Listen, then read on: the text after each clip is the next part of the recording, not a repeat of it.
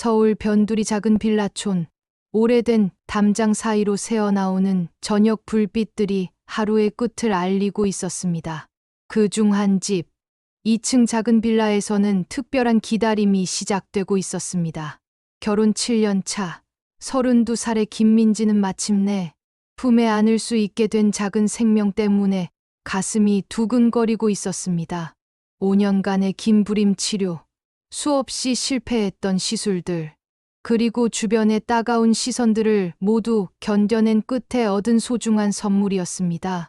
하지만 이 기쁨 속에는 묘한 그림자가 드리워져 있었습니다. 그것은 바로 시어머니 박순옥의 변화였습니다. 평소 며느리를 못마땅해 하던 그녀가 임신 소식을 듣고 나서부터는 180도 달라진 모습을 보이고 있었던 것입니다. 무엇을 강제로 먹이려는 시어머니, 그 모든 걸 임신한 아내가 보고 있었습니다. 여러분이라면 이 상황에서 어떻게 하셨을까요? 지금 보고 계신 곳에서 댓글로 함께 나눠주세요. 여러분의 한마디가 이 이야기에 큰 힘이 됩니다. 그리고 앞으로 더 많은 충격적인 사연들을 놓치고 싶지 않으시다면 구독과 좋아요, 알림 설정 꼭 부탁드립니다. 저녁 6시, 작은 밥상 위로 김치찌개 냄새가 피어오르고 있었습니다. 민지는 입덧 때문에 메스꺼움을 참으며 겨우 한 숟가락씩 떠먹고 있었습니다. 40살의 남편 김태수는 회사에서 돌아온 피로감에 젓가락질도 성의 없이 하고 있었고, 63살의 시어머니 박순옥은 며느리를 향해 끊임없이 말을 쏟아내고 있었습니다. 어머니, 정말 감사해요. 이렇게 챙겨주시고. 박순옥의 얼굴에는 만족스러운 미소가 번졌습니다. 하지만 그 눈빛 깊숙한 곳에는 계산적인 무언가가 스쳐 지나갔습니다. 마침내 이 집안의 대를 이을 핏줄이 생기는 것이었습니다. 그리고 그 아이를 통해 자신이 이 집안의 진짜 주인임을 확실히 할 수 있을 것이었습니다. 당연하지. 우리 가문의 핏줄인데 내가 안 챙기면 누가 챙기겠어? 민지는 시어머니의 말에서 미묘한 위화감을 느꼈습니다. 우리 가문의 핏줄이라는 표현이 마음에 걸렸습니다. 마치 자신은 그저 아이를 낳아주는 도구에 불과하다는 느낌이 들었습니다. 그런데 말이야, 민지야, 넌 지금부터 조심해야 돼. 뭘 먹든지 나한테 물어보고 어딜 가든지 허락받고. 태수는 국을 떠먹으며 무심하게 고개를 끄덕였습니다. 그에게는 어머니의 관심이 당연해 보였습니다. 엄마 말씀이 맞아요, 여보. 조심해야죠. 민지는 속으로 한숨을 쉬었습니다. 결혼 이후 줄곧 시어머니의 간섭에 시달려왔지만 임신 이후로는 그 정도가 더욱 심해졌습니다.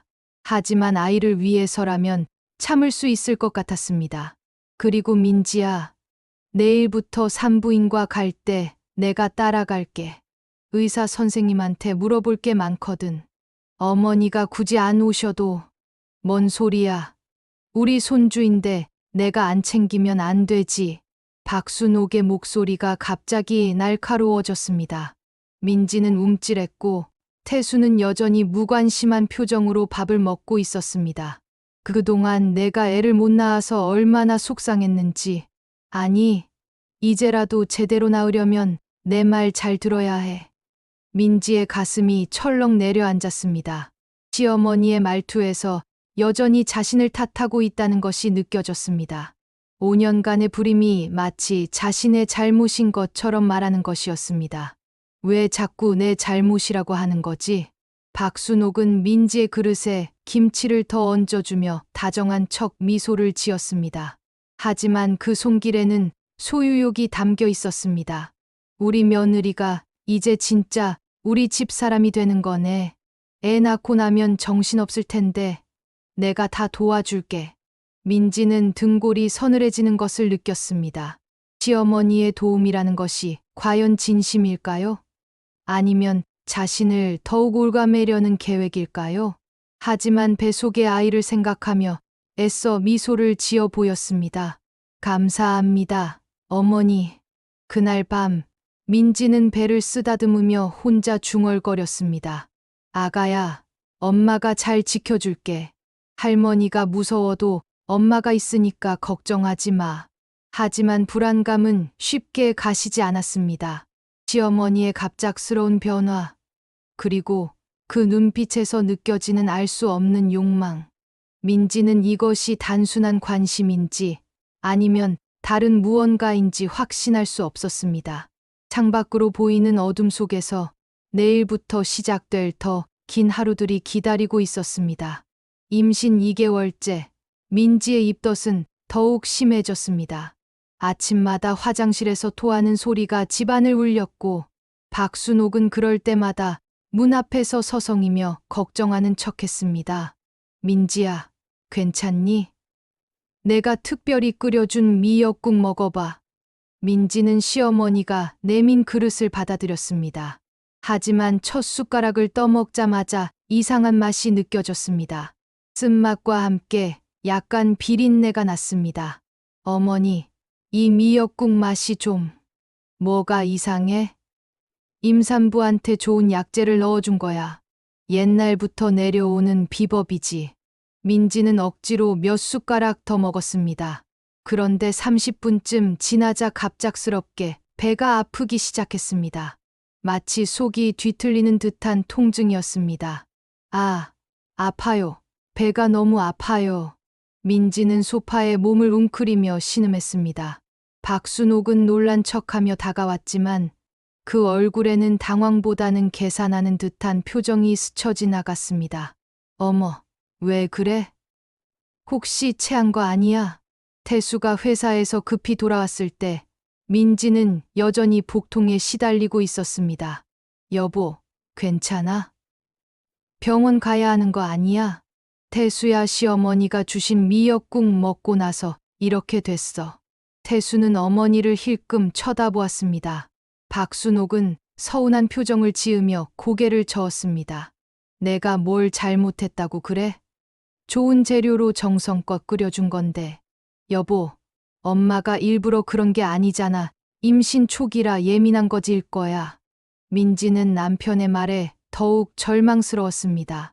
자신의 고통보다는 시어머니의 기분을 먼저 챙기는 모습이었습니다. 정말 내가 예민한 걸까?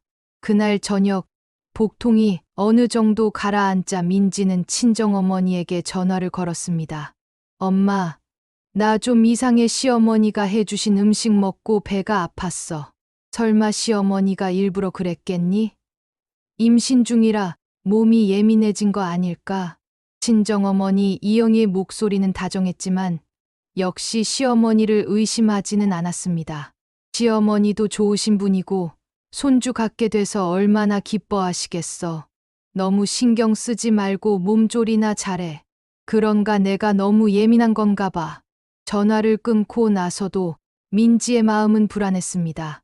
정말 자신이 예민해서 그런 것일까요?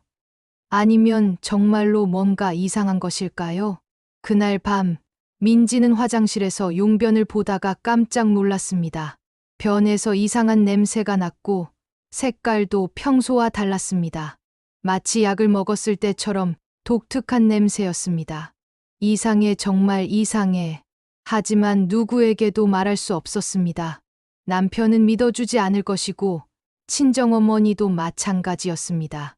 오직 배 속에 아이만이 자신의 편이라는 생각이 들었습니다.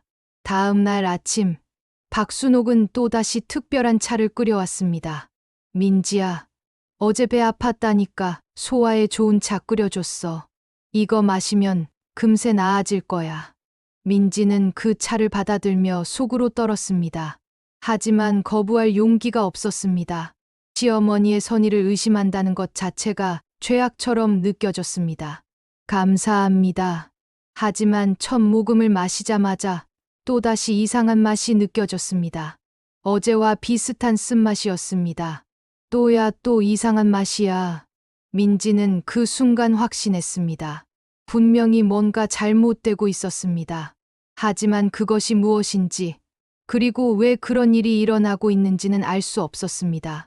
다만 한 가지 확실한 것은 자신과 뱃속의 아이가 위험에 처해 있을지도 모른다는 두려움이었습니다. 임신 3개월째 정기검진 날이었습니다. 민지는 혼자 병원에 가려고 했지만 박순옥이 끝까지 따라 나섰습니다. 내가 안 가면 안 돼. 의사 선생님께 물어볼 게 한두 개가 아니야. 병원 대기실에 앉아 있는 동안 박순옥은 끊임없이 다른 임산부들과 수다를 떨었습니다. 마치 자신이 임신한 것처럼 자랑스럽게 이야기했습니다. 우리 며느리가 말이야. 7년 만에 드디어 임신했어요. 얼마나 기쁜지 몰라요. 민지는 시어머니의 말을 들으며 얼굴이 화끈거렸습니다. 마치 자신의 불임을 온 세상에 알리는 것 같았습니다. 진료실에 들어가자 박순옥은 의사보다 먼저 입을 열었습니다. 선생님, 우리 며느리가 요즘 자꾸 배가 아프다고 하는데 괜찮은 건가요? 어떤 종류의 복통인지 말씀해 주세요. 민지가 대답하려 했지만 박순옥이 먼저 말했습니다. 그냥 신경성인 것 같아요. 워낙 예민해서요. 그리고 입덧도 심하고. 산모님, 직접 말씀해 주세요. 언제부터 복통이 있으셨나요? 선생님, 특정 음식을 먹고 나서 배가 아픈 것 같아요. 박순옥이 민지를 힐끗 쳐다보았습니다. 그 눈빛에는 경고의 메시지가 담겨 있었습니다. 아, 그건 입덧 때문이에요. 임신하면 다 그런 거잖아요. 의사는 초음파를 찍으며 말했습니다. 아기는 건강해 보입니다. 하지만 산모님이 스트레스를 많이 받으시는 것 같네요. 안정을 취하시는 게 좋겠습니다. 박순옥은 만족스러운 표정을 지었습니다. 그럼 제가 더 잘 챙겨줘야겠네요. 집에서 푹 쉬게 하고 좋은 음식만 해드릴게요. 병원에서 나오는 길, 민지는 시어머니에게 조심스럽게 말했습니다. 어머니, 앞으로는 제가 혼자 병원에 와도 될 것 같아요. 무슨 소리야? 우리 손주인데 내가 안 챙기면 누가 챙겨? 박순옥의 목소리가 단호했습니다. 민지는 더 이상 말할 수 없었습니다. 집으로 돌아가는 택시 안에서 박순옥은 민지에게 말했습니다. 민지야, 의사 선생님 앞에서 괜한 소리 하는 거 아니야. 집안일을 밖에서 떠들면 안 되지. 죄송해요. 민지는 작아지는 자신을 느꼈습니다. 점점 더 시어머니의 통제 아래 들어가고 있는 것 같았습니다. 그래도 아기를 사랑해서 그런 거겠지. 민지는 애써 긍정적으로 생각하려 했습니다. 시어머니의 관심이 과하긴 하지만 손주를 아끼는 마음에서 나오는 것이라고 믿고 싶었습니다. 그날 저녁, 박순옥은 또다시 특별한 음식을 준비했습니다. 민지야, 의사 선생님이 영양 섭취 잘하라고 했으니까 보양식 해줬어. 이거 먹으면 아기가 튼튼하게 자랄 거야. 민지는 그릇을 받아들이며 망설였습니다. 하지만 거부할 수 없었습니다. 시어머니의 정성을 의심한다는 것 자체가 죄스러웠습니다. 감사합니다, 어머니. 하지만 한 입 먹자마자 또다시 그 이상한 맛이 느껴졌습니다. 쓰고 비린 맛. 민지는 속으로 울음이 터져 나올 것 같았습니다. 왜 자꾸 이런 맛이 나는 거지? 정말 내가 예민한 걸까?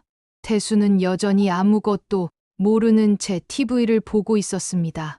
민지는 남편에게라도 말하고 싶었지만 지난번의 반응을 생각하니 입이 떨어지지 않았습니다. 그날 밤 민지는 배를 쓰다듬으며 혼자 중얼거렸습니다. 아가야, 엄마가 뭔가 이상하다고 생각하는 게 맞는 걸까?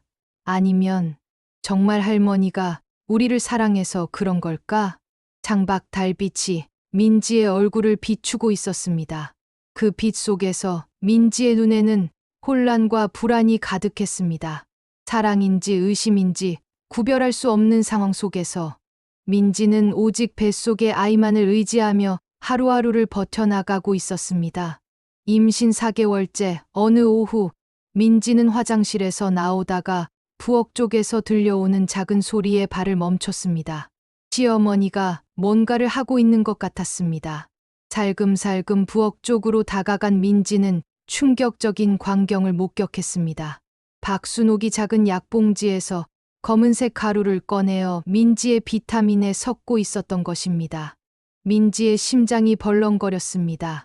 시어머니는 주변을 살피며 조심스럽게 약병을 흔들어 가루를 고르게 섞고 있었습니다. 저게 뭐지? 왜 내 비타민에 다른 걸 넣는 거야? 민지는 숨을 죽이고 그 광경을 지켜보았습니다. 박순옥은 약봉지를 재빨리 치우고는 아무 일 없다는 듯이 설거지를 시작했습니다. 민지는 심장이 터질 것 같았습니다. 지금까지의 의심이 모두 현실이었던 것입니다. 하지만 그 검은 가루가 무엇인지는 알 수 없었습니다. 저녁에 태수가 돌아오자 민지는 떨리는 목소리로 말했습니다. 태수야, 내가 오늘 봤는데 어머니가 내 비타민에 뭔가를 넣는 걸 봤어. 태수는 TV에서 눈을 떼지 않은 채 대답했습니다. 또 그런 소리야? 엄마가 왜 그런 일을 하겠어? 정말이야. 검은 가루 같은 걸 넣더라고. 여보, 너 요즘 너무 예민해진 것 같아. 피곤해서 헛것 본 거 아니야? 민지는 남편의 반응에 절망했습니다. 자신이 직접 본 것조차 믿어주지 않았습니다. 내가 왜 거짓말을 해? 정말 봤다고 엄마가 손주를 해칠 리가 있겠어? 말도 안 되는 소리 하지 마. 태수의 목소리가 짜증스럽게 변했습니다. 민지는 더 이상 말할 수 없었습니다. 그날 밤 박순옥이 민지에게 비타민을 가져왔습니다. 민지야, 비타민 먹을 시간이야. 아기한테 좋은 거니까 꼭 먹어야 해. 민지는 그 비타민 병을 받아들며 온몸이 떨렸습니다. 이 안에 무엇이 들어있는지 알 수 없었지만 먹지 않을 수도 없었습니다. 어머니, 이 비타민 색깔이 좀 이상한 것 같은데요. 뭐가 이상해? 원래 임산부용은 색깔이 진해. 몸에 좋은 성분이 많이 들어있어서 그래. 박순옥의 대답은 매우 자연스러웠습니다. 마치 정말로 아무것도 모르는 것처럼 보였습니다. 그런가요? 민지는 비타민을 입에 넣었습니다. 그 순간 입안에서 쓴맛과 함께 이상한 냄새가 났습니다. 분명히 평소와 다른 맛이었습니다.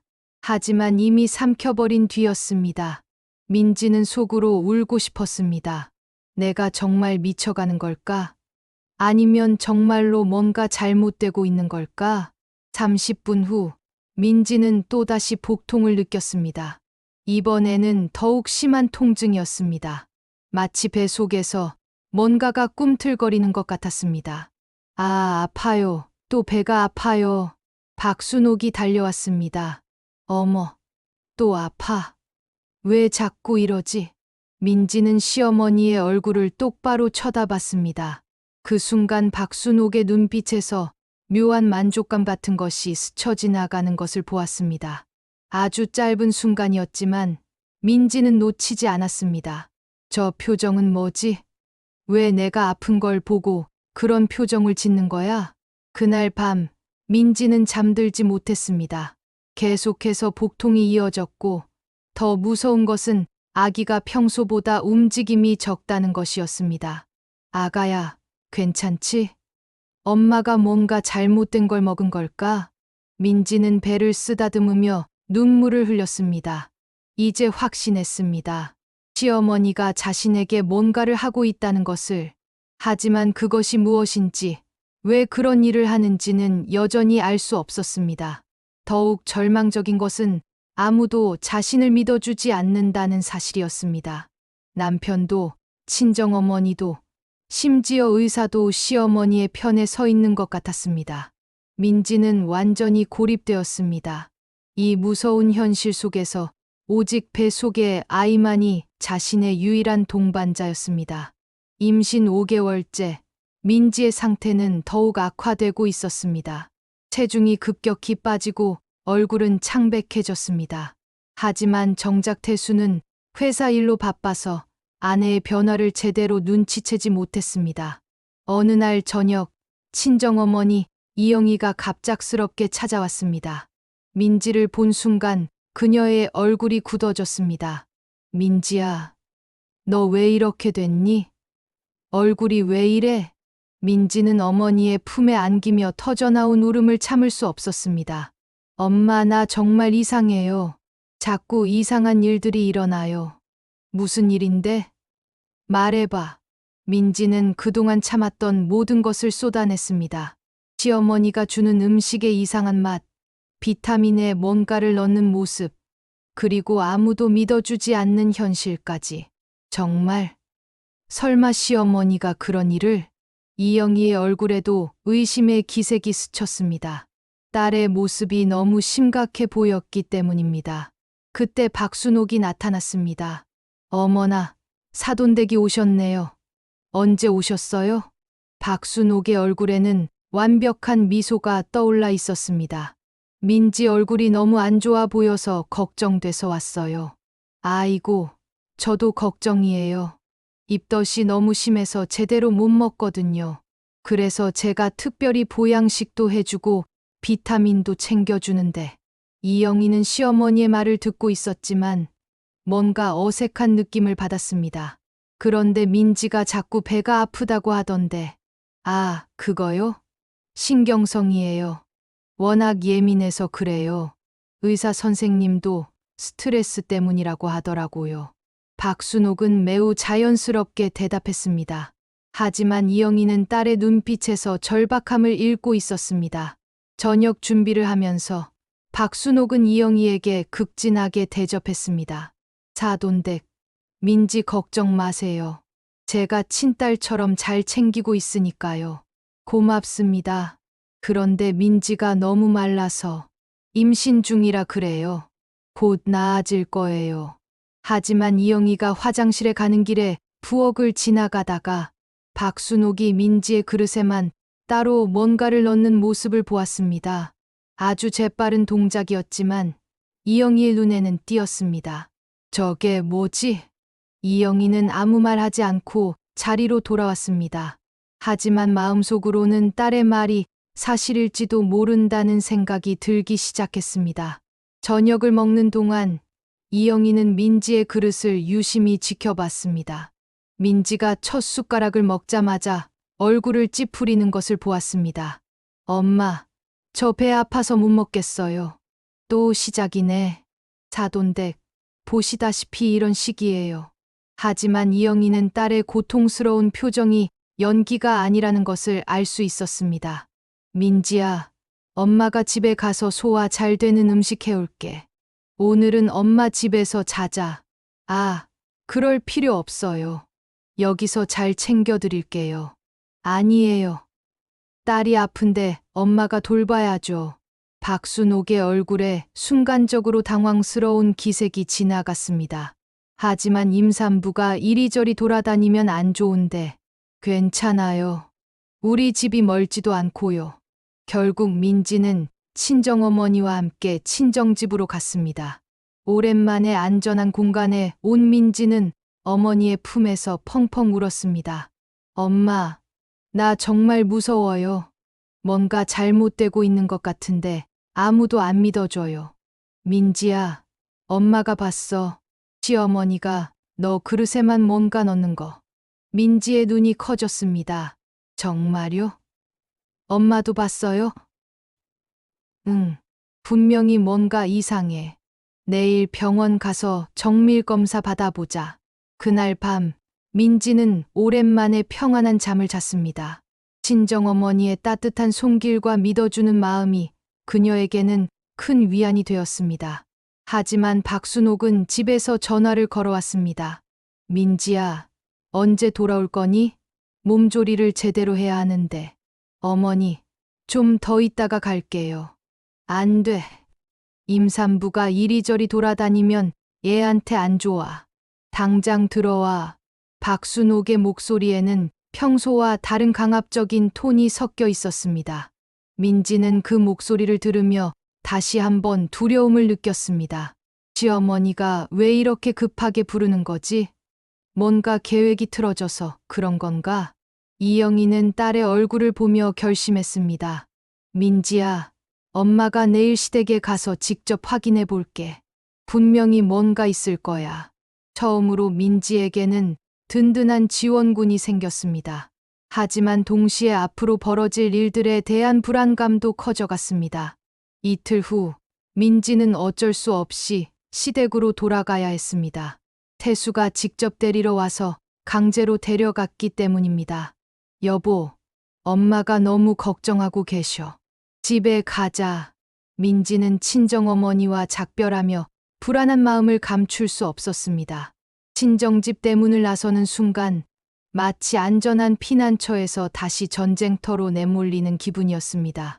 민지야, 뭔 일 있으면 바로 연락해. 엄마가 언제든 달려갈게.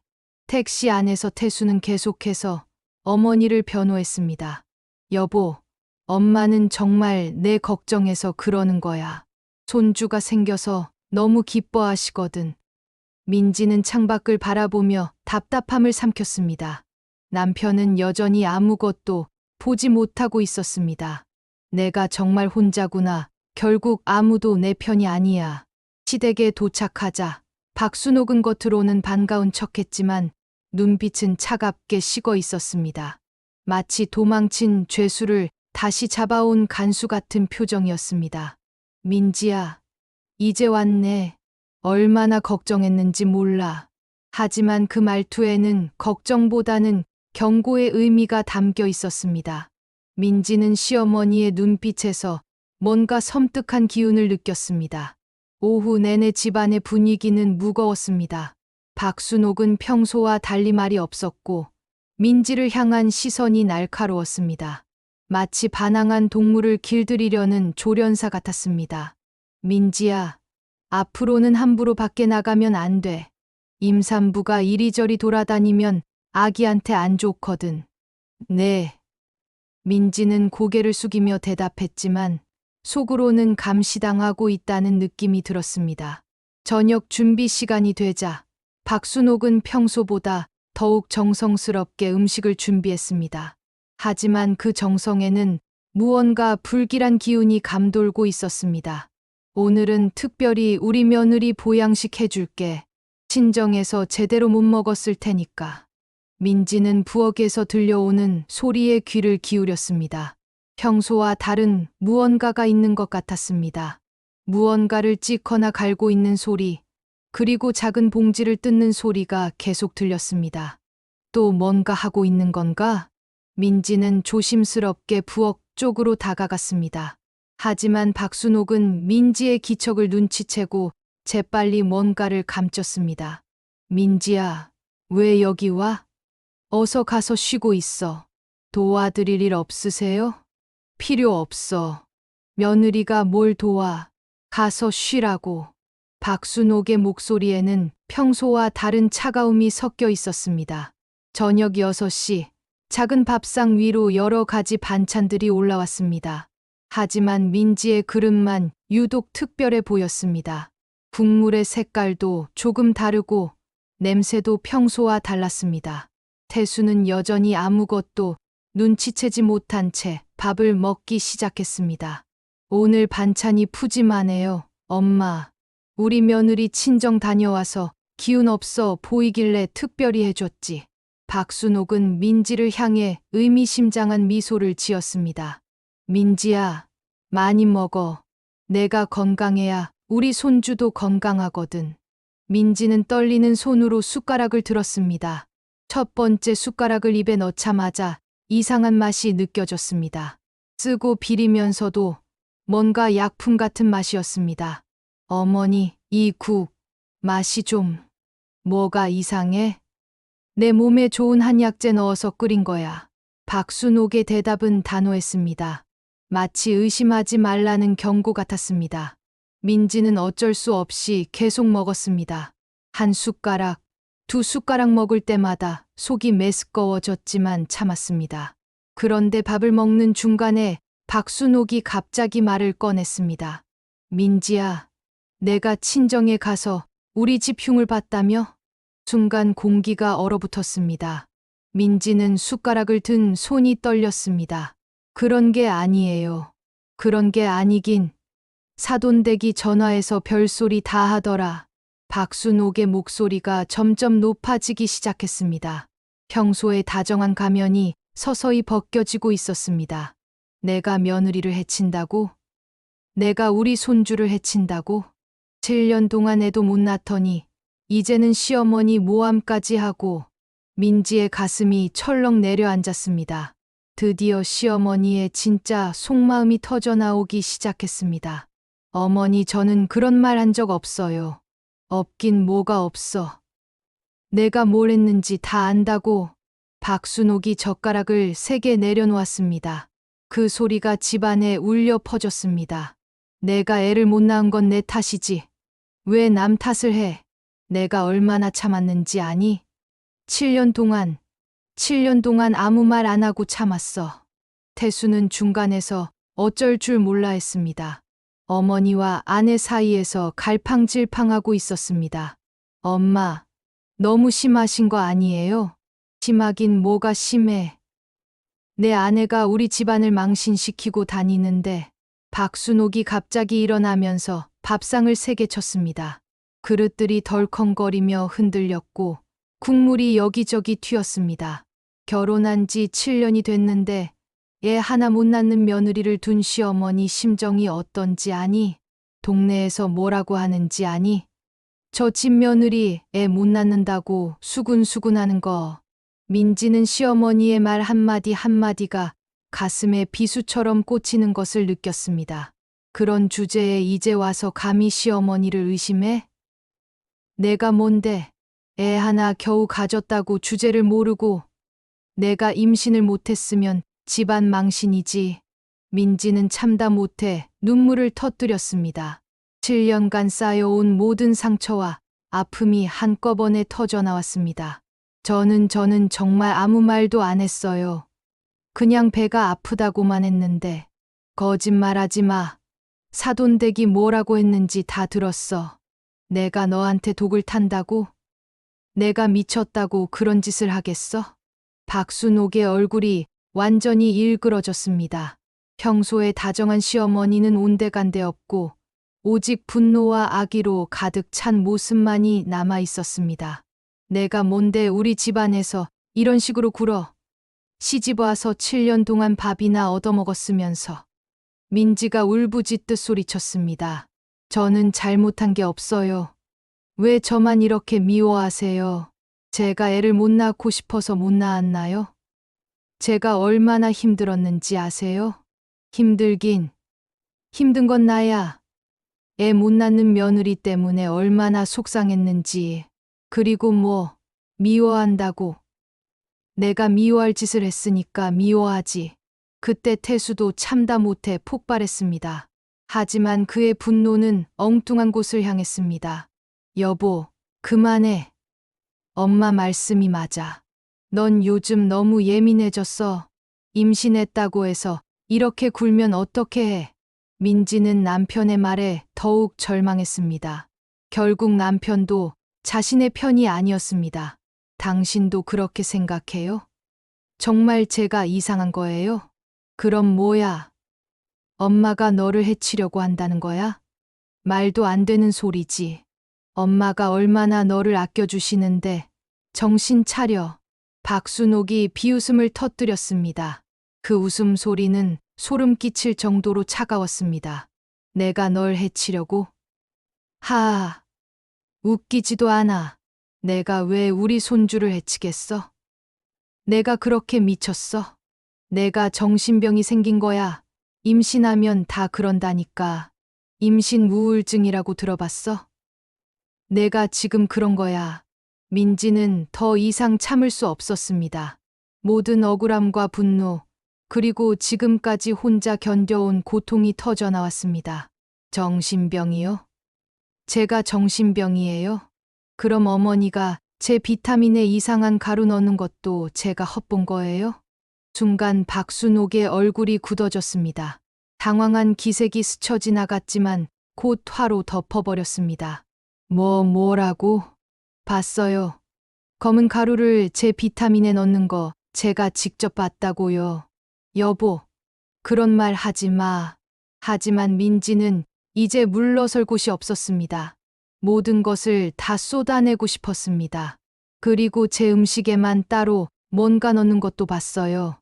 친정 엄마도 봤다고요. 제가 혼자 헛본 게 아니에요. 박순옥이 갑자기 밥상을 확 밀어버렸습니다. 그릇들이 바닥에 떨어지며 깨지는 소리가 집안을 울렸습니다. 김치찌개가 바닥에 쏟아지고 밥알들이 여기저기 흩어졌습니다. 감히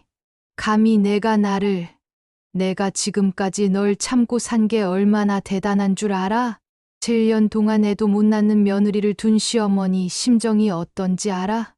박순옥이 민지를 향해 손가락질을 하며 소리쳤습니다. 동네에서 뭐라고 하는지 아니?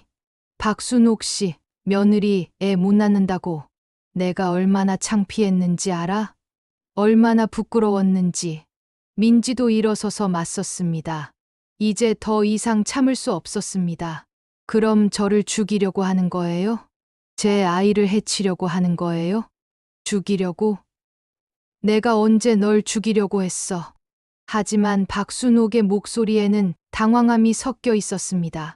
뭔가 들켜서는 안 될 것이 들킬까봐 두려워하는 것 같았습니다. 그럼 그 검은 가루는 뭐예요? 왜 제 음식에만 이상한 걸 넣어요? 그런 건 없어. 내가 미쳐서 헛것 보는 거야. 그만해.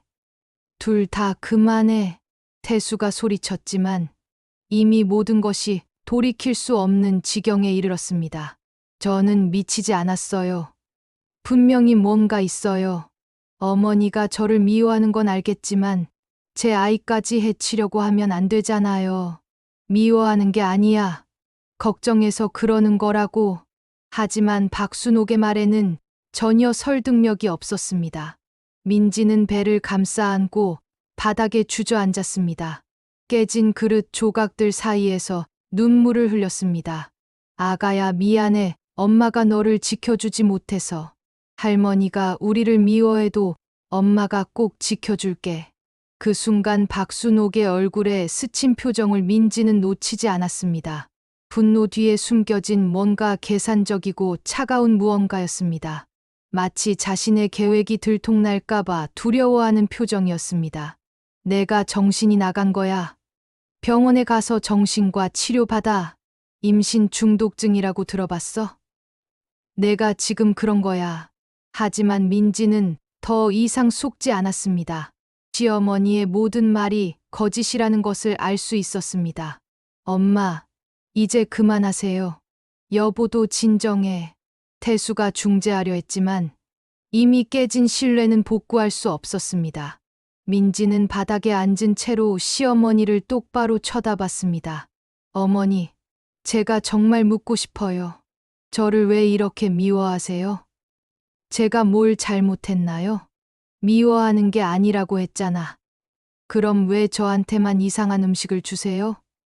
왜 제 비타민에 다른 걸 넣어요?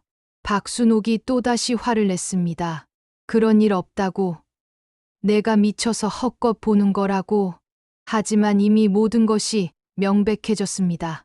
깨진 그릇들 사이에서 깨진 가족의 모습이 적나라하게 드러나고 있었습니다. 민지는 그 순간 깨달았습니다. 이 모든 상황이 우연이 아니라는 것을, 시어머니의 계획적인 악의가 있었다는 것을, 그리고 자신과 뱃속의 아이가 정말로 위험에 처해 있다는 것을. 그날 밤, 민지는 잠들지 못했습니다. 깨진 그릇들은 치웠지만 깨진 마음은 치워지지 않았습니다.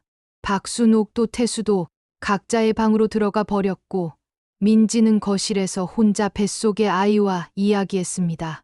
아가야, 우리 정말 위험한 상황인 것 같아. 하지만 엄마가 반드시 너를 지켜낼게. 어떤 일이 있어도 말이야. 다음 날 새벽, 민지는 배가 심하게 아파서 잠에서 깼습니다. 어제 밤보다 훨씬 심한 통증이었습니다. 마치 뱃속에서 무언가가 뒤틀리는 듯한 느낌이었습니다. 아파, 너무 아파. 민지는 화장실로 달려갔습니다. 그런데 변을 보고 나서 깜짝 놀랐습니다. 어제보다 훨씬 검은 색이었고 이상한 냄새가 심하게 났습니다. 분명히 몸에 뭔가 잘못된 것이 들어가고 있었습니다. 이건 정말 이상해. 분명히 뭔가 있어. 민지는 조용히 박순옥의 방 앞을 지나갔습니다. 문틈으로 작은 불빛이 새어나오고 있었습니다. 이른 새벽인데도 시어머니가 깨어있는 것 같았습니다. 귀를 기울이자 박순옥이 누군가와 전화통화를 하고 있는 소리가 들렸습니다. 응, 맞아. 계속 주고 있어.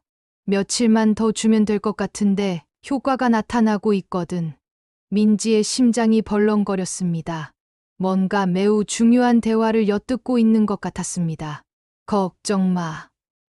아무도 모를 거야. 임신 중이라 몸이 약해서 그런 줄 알 테니까. 애는 어차피 뭐 자연적으로 안 되면 다른 방법도 있고. 민지는 온몸에 소름이 돋았습니다. 시어머니가 자신과 아이에 대해 끔찍한 계획을 세우고 있다는 것을 확신했습니다. 7년 동안 기다렸는데 이제 와서 그 여자 때문에 우리 가문이 망할 순 없지. 응, 알겠어. 며칠만 더 하면 돼. 전화가 끊어지는 소리가 들렸습니다. 민지는 숨을 죽이고 자리를 피했습니다. 정말이었어. 정말로 나를 해치려고 하고 있었어. 민지는 방으로 돌아가서 생각했습니다. 이제 확실한 증거가 필요했습니다. 시어머니가 자신에게 무엇을 주고 있는지 알아내야 했습니다. 오전이 되자 박순옥은 평소처럼 아침 식사를 준비했습니다. 하지만 어제의 폭발 이후로 집안 분위기는 얼어붙어 있었습니다. 민지야, 아침 먹어. 민지는 조심스럽게 대답했습니다. 네. 하지만 이번에는 먹지 않기로 결심했습니다. 대신 먹는 척하면서 음식을 숨겨두기로 했습니다. 박순옥이 부엌에 간 사이 민지는 재빨리 자신의 국을 작은 통에 덜어서 숨겼습니다. 나중에 병원에 가서 검사를 받아보기 위해서였습니다. 민지야, 많이 먹어. 어제 많이 토했으니까 기운 차려야지. 네, 잘 먹고 있어요. 민지는 속으로 계획을 세웠습니다. 오늘 하루 종일 시어머니의 행동을 관찰하고 증거를 모으기로 했습니다. 오후에 박순옥이 장을 보러 나간 사이 민지는 부엌을 샅샅이 뒤졌습니다. 어딘가에 분명히 그 검은 가루가 있을 것이었습니다. 찬장 깊숙한 곳에서 민지는 작은 봉지들을 발견했습니다. 검은색 가루가 들어있는 봉지들이었습니다. 한약재처럼 보이기도 했지만 뭔가 다른 것 같았습니다. 이거야, 이게 바로 그거야. 민지는 봉지 하나를 가져갔습니다. 나중에 검사받을 때 함께 가져가기 위해서였습니다. 그때 현관문이 열리는 소리가 들렸습니다. 박순옥이 돌아온 것입니다. 민지는 재빨리 제자리로 돌아갔습니다. 민지야, 뭐 하고 있었어? 그냥 쉬고 있었어요. 박순옥은 민지를 의심스러운 눈빛으로 쳐다봤습니다. 혹시 부엌에 갔었니? 아니요. 하지만 박순옥은 부엌으로 가서 무언가를 확인했습니다. 그리고 나서 돌아와서 민지에게 말했습니다. 민지야, 너 지금 나를 의심하고 있지? 민지는 깜짝 놀랐습니다. 그런 게 아니에요. 어제 그런 말 했으니까 이제 나를 의심하고 있는 거지? 박순옥의 목소리가 차가워졌습니다. 좋아. 그럼 이제 더 이상 내가 해주는 음식 먹지 마. 내가 알아서 해 먹어. 내가 왜 의심받으면서까지 며느리 시중을 들어야 해? 민지는 오히려 다행이라고 생각했습니다. 이제 더 이상 의심스러운 음식을 먹지 않아도 되니까요. 알겠어요. 하지만 박순옥은 포기하지 않았습니다. 저녁이 되자 다시 음식을 해왔습니다. 그래도 우리 손주를 위해서는 잘 먹어야지. 내가 화가 나서 그런 말했지만 그래도 며느리인데 굶을 순 없잖아. 민지는 시어머니의 변화하는 태도를 보며 더욱 확신했습니다. 뭔가 급하게 서두르고 있다는 것을. 그날 밤 태수가 늦게 들어왔습니다. 여보, 괜찮아? 엄마가 걱정하시던데. 태수야, 나 정말 이상해. 몸이 계속 이상해. 병원 가볼까? 응. 내일 혼자 가볼게. 혼자? 엄마랑 같이 가지. 아니야. 혼자 가고 싶어. 태수는 이상하다는 표정을 지었지만 더 이상 묻지 않았습니다. 다음 날 아침, 민지는 비밀리에 친정어머니에게 전화를 걸었습니다. 엄마, 나 지금 병원 가려고 해. 같이 가줄 수 있어? 그래, 당연하지. 어디서 만날까? 민지는 시어머니 몰래 집을 나섰습니다.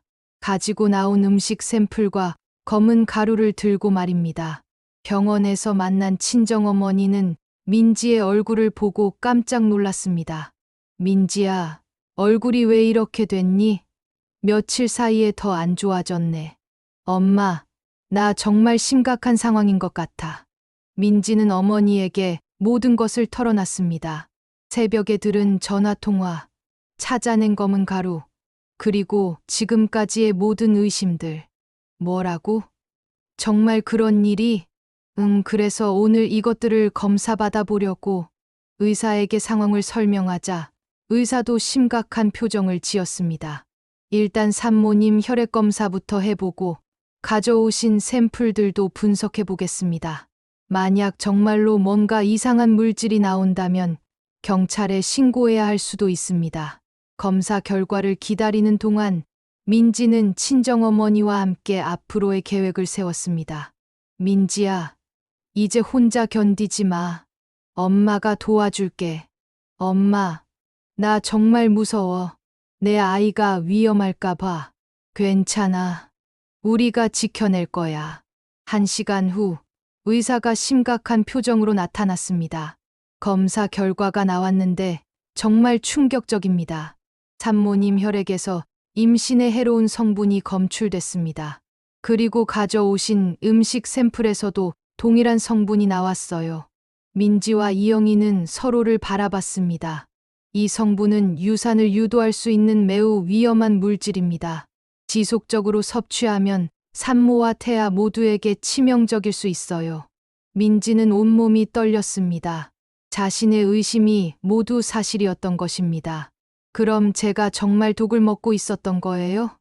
네, 안타깝게도 그렇습니다. 이런 경우는 즉시 경찰에 신고해야 합니다. 이영희가 분노로 떨었습니다. 어떻게 시어머니가 며느리에게 이런 짓을. 민지는 뱃속의 아이를 만지며 눈물을 흘렸습니다. 아가야, 미안해 엄마가 몰랐어. 다행히 아직 태아에게는 큰 영향이 없는 것 같습니다. 하지만 지금부터는 절대 그런 음식을 드시면 안 됩니다. 의사는 민지에게 해독제를 주사했고 앞으로의 치료 계획을 세웠습니다.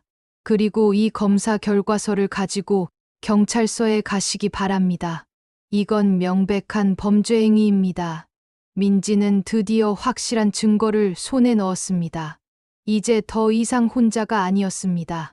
의사도 친정어머니도 모두 자신을 믿어주고 있었습니다. 민지야, 이제 집에 돌아가서 시어머니를 추궁해보자. 응, 엄마. 이제는 더 이상 참지 않을 거야. 병원을 나서면서 민지는 결심했습니다. 오늘 밤 모든 것을 끝내기로. 시어머니의 악한 계획을 저지하고 자신과 아이를 지켜내기로. 아가야, 이제 정말로 엄마가 너를 지켜낼 수 있을 것 같아. 조금만 더 참아줘. 하지만 민지는 아직 몰랐습니다. 박순옥이 이미 자신의 계획이 들통난 것을 눈치채고 더욱 급진적인 방법을 준비하고 있다는 것을. 집으로 돌아가는 길, 민지의 휴대폰이 울렸습니다. 태수였습니다. 여보, 어디야? 엄마가 너 찾고 계셔. 곧 들어갈게. 엄마가 좀 이상하셔. 계속 불안해하시고 빨리 와. 민지는 불안감을 느꼈습니다. 뭔가 집에서 일이 벌어지고 있는 것 같았습니다. 민지야, 뭔가 이상한 것 같은데? 나도 그런 느낌이야. 하지만 이제 증거가 있으니까 괜찮을 거야. 하지만 민지는 몰랐습니다. 박순옥이 마지막 카드를 준비하고 있다는 것을. 그리고 오늘 밤이 모든 것이 결정되는 밤이 될 것이라는 것을. 민지와 이영희가 집에 도착했을 때 집안 분위기는 심상치 않았습니다.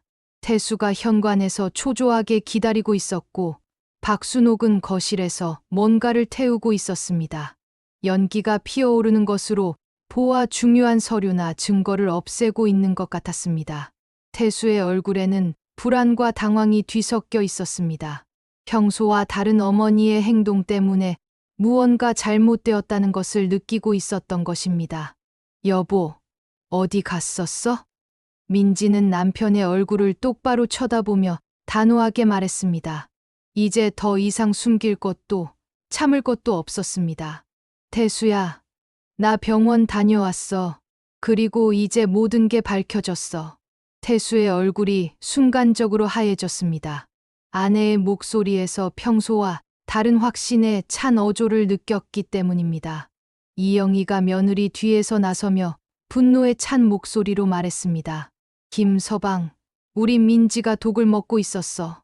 이 말은 태수에게 청천벽력과 같았습니다. 그는 입을 벌린 채 아무 말도 할 수 없었습니다.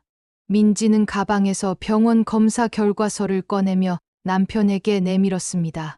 그 종이에는 민지의 혈액에서 검출된 유독 물질의 성분과 농도가 상세히 기록되어 있었습니다. 이것 봐. 내 혈액에서 유산 유도 물질이 나왔어. 태수는 떨리는 손으로 결과서를 받아들였습니다.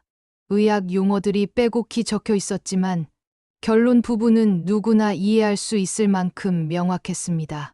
임신부에게 치명적인 독성 물질 검출이라는 문구가 붉은 글씨로 강조되어 있었습니다. 그때 박순옥이 거실에서 나왔습니다. 평소의 다정한 모습은 온데간데 없고 얼굴이 창백하며 눈빛이 날카롭게 변해 있었습니다. 마치 궁지에 몰린 짐승 같은 표정이었습니다. 다 왔네. 박순옥의 목소리는 평소와 달리 차갑고 경계심에 가득 차 있었습니다. 그녀는 이미 상황이 심각해졌다는 것을 눈치채고 있었습니다. 민지는 시어머니를 똑바로 쳐다보며 더 이상 물러서지 않겠다는 의지를 보였습니다. 지난 몇 달간의 고통과 공포, 그리고 뱃속 아이에 대한 걱정이 모두 이 순간을 위한 것이었습니다. 어머니, 이제 그만하세요. 박순옥은 여전히 태연한 척하려 했지만 그녀의 손이 미세하게 떨리고 있었습니다. 뭘 그만하라는 거야? 민지가 검사 결과서를 시어머니에게 내밀었습니다. 그 순간 박순옥의 얼굴에서 모든 색이 사라졌습니다. 이거 보세요. 제가 독을 먹고 있었다는 증거예요. 박순옥의 눈이 결과서를 훑어보았습니다. 의학적인 내용은 이해하지 못했지만 독성 물질이라는 단어만으로도 상황의 심각성을 알 수 있었습니다. 그녀의 계획이 완전히 들통난 것입니다. 하지만 박순옥은 끝까지 부인하려 했습니다. 지금까지 그래왔듯이 거짓말과 위선으로 상황을 모면하려 했습니다. 뭔 소리야? 병원에서 무슨 장난을 치는 거야? 이영희가 더 이상 참을 수 없다는 듯이 앞으로 나섰습니다. 딸이 당한 고통을 생각하니 분노가 치밀어 올랐습니다. 장난이요? 이게 장난으로 보여요? 이영희의 목소리는 떨리고 있었습니다. 시어머니라는 사람이 며느리에게 이런 끔찍한 일을 저질렀다는 사실이 믿어지지 않았습니다. 민지는 가방에서 또 다른 증거를 꺼냈습니다. 시어머니의 찬장에서 가져온 검은 가루가 든 봉지였습니다. 이것도 분석했어요. 이게 바로 어머니가 제 음식에 넣은 거죠? 박순옥이 그 봉지를 보는 순간 완전히 당황했습니다. 자신이 숨겨놓았던 결정적 증거가 발견된 것입니다. 그건 그냥 한약재야. 하지만 그녀의 변명은 더 이상 통하지 않았습니다. 민지는 냉정하게 대답했습니다. 한약재요? 유산을 유도하는 한약재 말씀이세요? 이 말에 박순옥은 완전히 무너졌습니다. 더 이상 변명할 여지가 없었습니다. 그녀는 뒤로 물러서며 벽에 등을 기댔습니다. 태수가 떨리는 목소리로 어머니에게 물었습니다. 그의 목소리에는 믿을 수 없다는 충격과 배신감이 가득했습니다. 엄마 설마 정말... 박순옥은 아들의 시선을 피했습니다. 지금까지 자신을 믿고 따랐던 아들조차 등을 돌릴 것이라는 것을 알았기 때문입니다.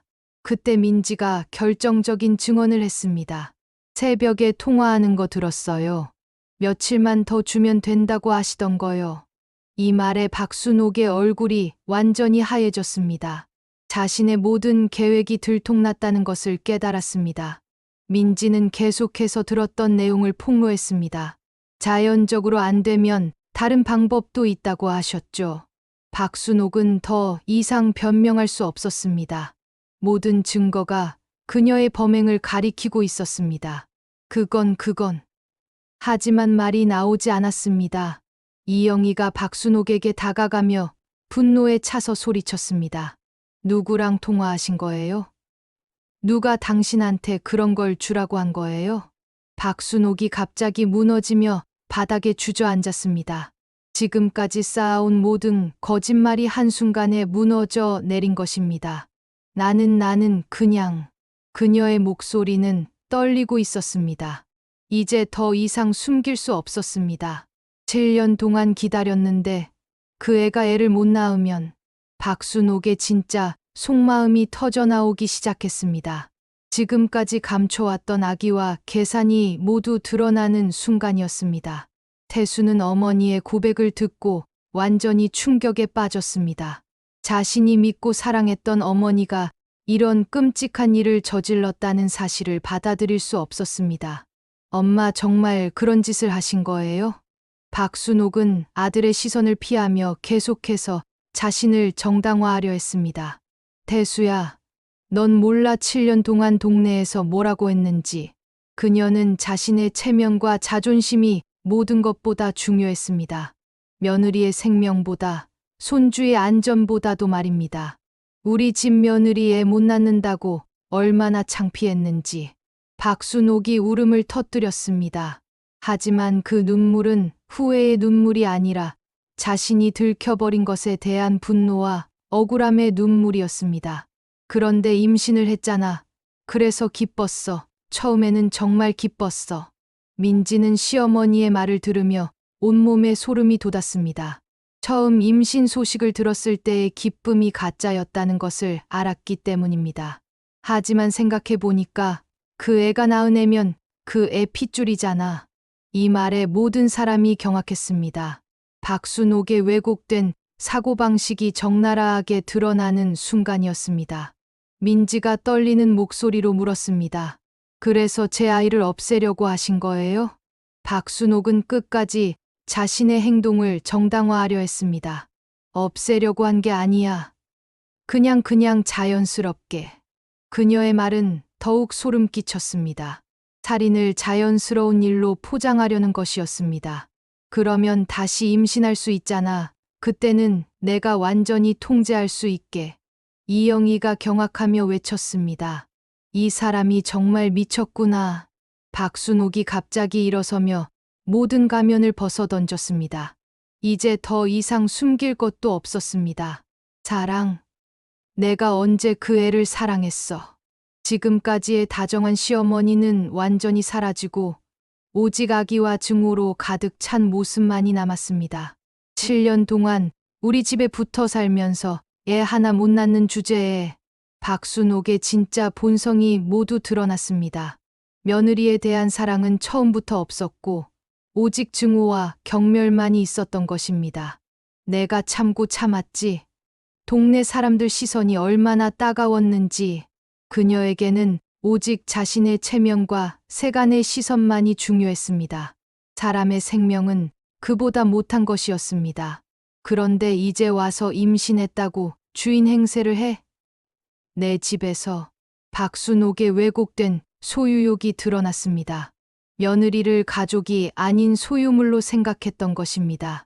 그 애가 낳은 애는 그 애 것이지. 우리 것이 아니야. 민지가 배를 감싸며 절규했습니다. 그럼 저를 죽이려고 한 거예요? 박순옥은 끝까지 자신의 범행을 축소하려 했습니다. 죽이려고? 그냥 조금씩 약하게 만들려고. 하지만 그 말은 더욱 끔찍했습니다.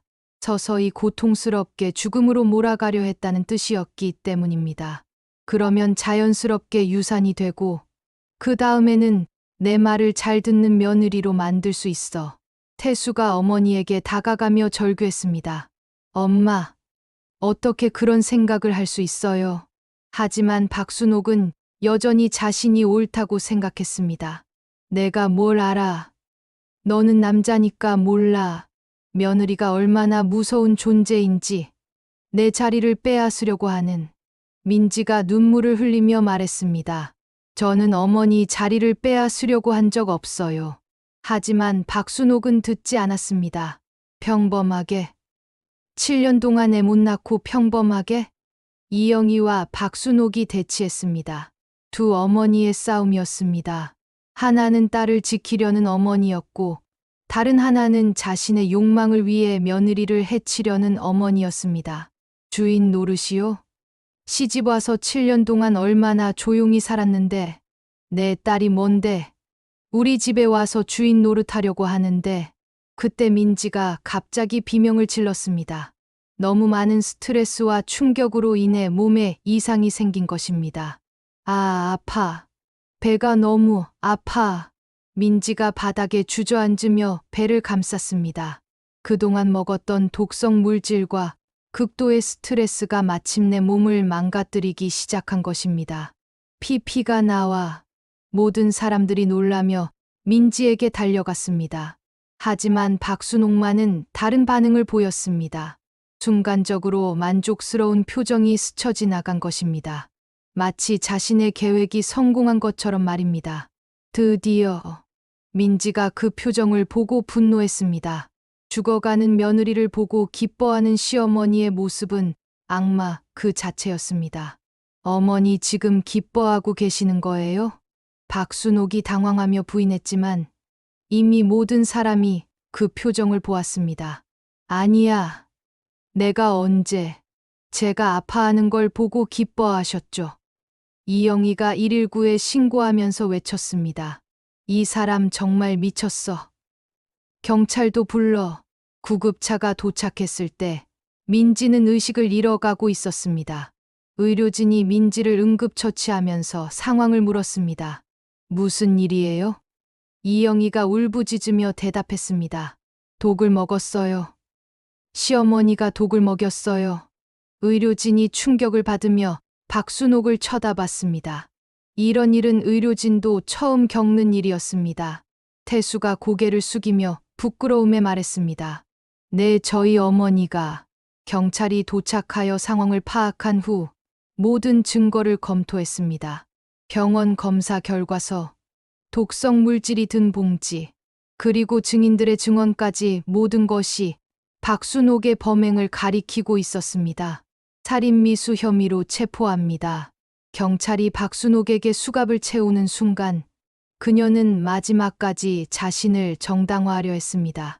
태수야, 나는 우리 집안을 위해서 한 거야. 하지만 태수는 어머니를 외면했습니다. 이제 그녀는 더 이상 자신의 어머니가 아니었습니다. 엄마, 이제 저는 엄마를 엄마라고 부를 수 없을 것 같아요. 병원에서 민지는 응급수술을 받았습니다. 의사들이 총력을 기울여 치료한 결과 다행히 아이는 무사했습니다. 아기는 괜찮습니다. 하지만 정말 위험한 상황이었어요. 태수가 민지의 손을 잡으며 참회의 눈물을 흘렸습니다. 자신의 무지와 무관심이 아내를 이 지경까지 몰고 갔다는 죄책감에 사로잡혔습니다. 여보, 미안해, 정말 미안해. 민지는 약해진 목소리로 용서의 말을 건넸습니다. 괜찮아, 이제 끝났어. 이영희가 딸의 머리를 쓰다듬으며 위로했습니다. 민지야, 이제 정말 안전해. 엄마가 지켜줄게. 3개월 후 재판이 열렸습니다. 박순옥은 살인미수와 상해 혐의로 기소되었습니다. 법정에서 그녀는 끝까지 자신의 행동을 정당화하려 했습니다. 저는 우리 가문을 위해서 한 일입니다. 하지만 판사는 엄중하게 판결을 내렸습니다. 가문을 위해서라는 이유로 사람의 생명을 위협할 수는 없습니다. 피고인을 징역 5년에 처합니다. 박순옥이 법정에서 끌려나가며 마지막까지 저항했지만 이미 모든 것이 끝났습니다. 6개월 후 민지는 건강한 아들을 낳았습니다. 태수는 완전히 변한 사람이 되어 아내와 아이를 극진히 돌봤습니다. 그는 자신의 과거를 반성하며 진정한 남편이자 아버지가 되기 위해 노력했습니다. 여보, 정말 미안했어. 앞으로는 내가 우리 가족을 지킬게. 민지는 아이를 안으며 평화로운 미소를 지었습니다. 긴 악몽이 끝나고 진정한 행복이 시작된 것입니다. 우리 아가야, 이제 사랑받으며 자랄 수 있을 거야. 이영희가 손주를 안으며 감동의 눈물을 흘렸습니다. 딸이 겪은 고통을 생각하면 가슴이 아팠지만 이제는 정말로 안전한 환경에서 아이를 키울 수 있게 되었습니다. 우리 아가 얼마나 힘들었을까. 이제 괜찮아. 태수도 아들을 안으며 다짐했습니다. 아들아, 아빠가 엄마랑 너를 지켜줄게. 어떤 일이 있어도. 그날 저녁, 민지는 창밖을 바라보며 혼자 생각에 잠겼습니다. 지난 몇 개월간의 악몽 같은 시간들이 모두 끝났다는 안도감이 밀려왔습니다. 가장 가까운 사람에게서 받은 상처는 가장 깊고 아팠지만 결국 진실이 밝혀지고 정의가 실현되었습니다. 그리고 무엇보다 소중한 생명을 지켜낼 수 있었습니다. 앞으로는 정말로 행복한 가정을 꾸려나갈 수 있을 것입니다. 태수는 진정한 남편이 되었고 이영희는 든든한 지원군이 되어 주었습니다. 그리고 무엇보다 건강한 아이가 태어나 새로운 희망이 시작되었습니다. 가족이라는 이름으로 가해지는 폭력이 가장 잔인합니다. 하지만 진실은 언젠가 드러나게 되어 있고 사랑하는 사람들이 함께라면 어떤 시련도 이겨낼 수 있습니다. 민지와 태수, 그리고 그들의 아이는 이제 진정한 가족이 되어 새로운 시작을 하게 되었습니다. 가장 가까운 곳에서 시작된 배신이었지만 끝내 지켜낸 생명. 그것이 이 가족을 다시 일으킨 희망이었습니다.